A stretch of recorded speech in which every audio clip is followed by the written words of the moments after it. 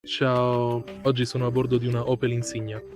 In questo video ti mostrerò come accedere e gestire Google Maps su Android Radio.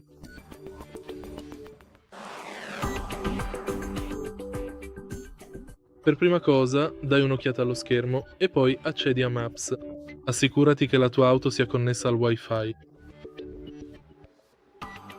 È un po' troppo luminoso. Ora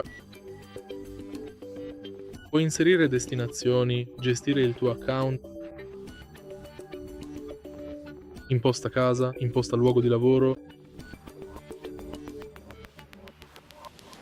vai a salvati, aggiornamenti.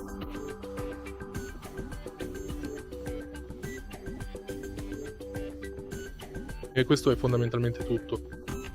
Se hai trovato utile questo video, metti mi piace, lascia un commento e iscriviti al canale.